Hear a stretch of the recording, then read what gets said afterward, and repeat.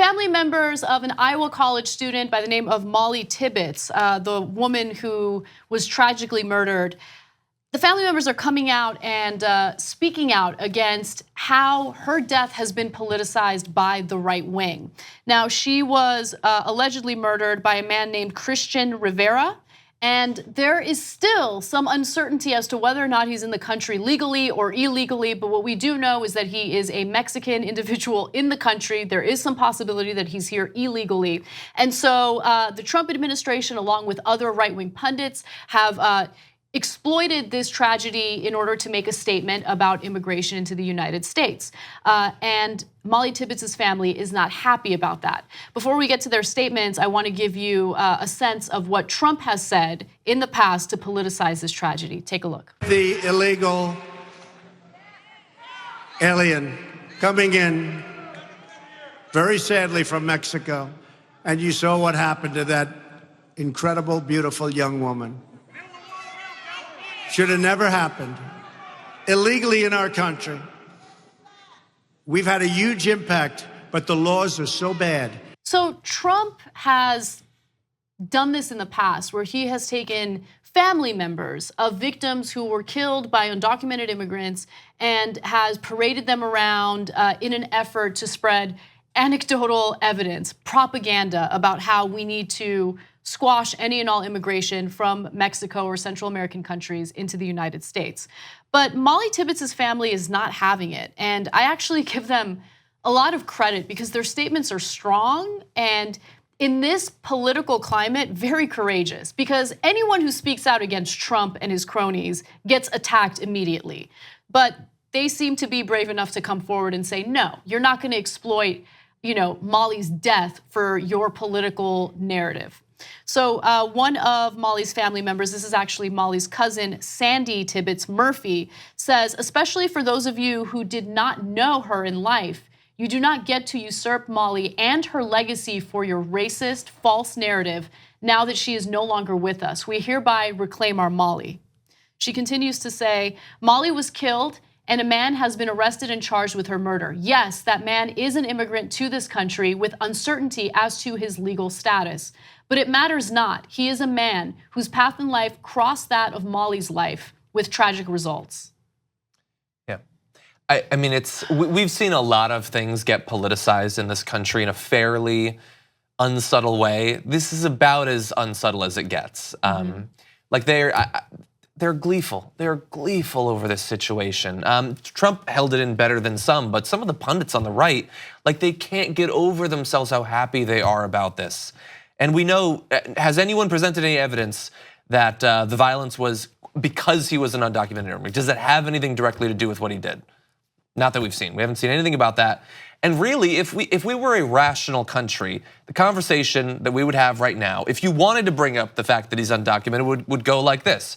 So news is apparently an undocumented immigrant killed her. We don't actually know for sure, but let's say that it is.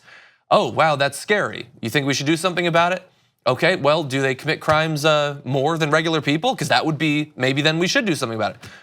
Oh, both undocumented and documented immigrants commit crimes at lower rates than native-born citizens? Oh, well then it's probably not a gigantic problem. This is a tragic thing that happened here, but it's not some sort of systemic problem across the country.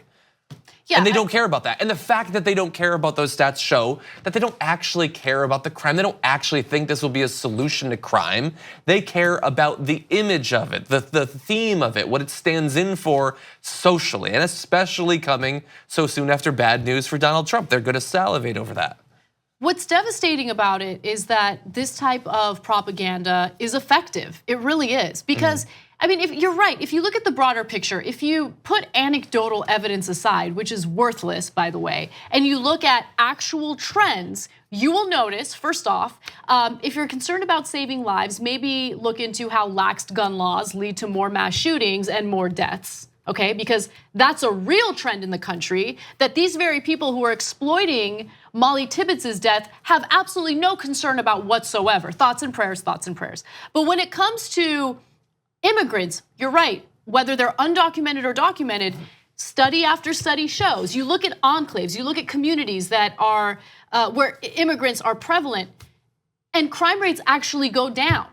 But that doesn't matter because we have possibly some anecdotal evidence showing that an undocumented man killed a woman, right? Yeah. An American citizen. So let me give you more from Sandi Tibbetts Murphy. She also says Mollie was murdered because a man denied her right to say no. Our national discussion needs to be about the violence committed in our society, mostly by men. So when we previously covered this story, I shared some numbers regarding murders that were committed, homicides that were committed by white men. And I was doing that to make a point, right? Oh, look at all these white men committing homicides. Maybe we should deport them. Maybe we should really reconsider what citizenship means in the country. Maybe being born here isn't good enough. Obviously, I was saying that to make a statement. I wasn't being serious because I don't genuinely think we should deport white men from the country. But you can politicize anything. You could exploit any number for your advantage, right? And in the country, if you really want to have a conversation about, violence against women, maybe we do need to address, the perpetrators of these crimes. Republicans continuously vote no on the Violence Against Women Act, which is legislation that aims to provide women with the resources to defend themselves and take these domestic abusers to court. Why do Republicans keep voting against that? I'm curious. Sends a strong message to Republican men that they probably like. And so her talking about basically toxic masculinity and men not being willing to accept a no and all that. You could look at that and say, well, that's politicizing it hypothetically if I were to launch some sort of campaign. But at the very least, it seems to have something to do with the actual killing and not just picking out one demographic characteristic of who the person was.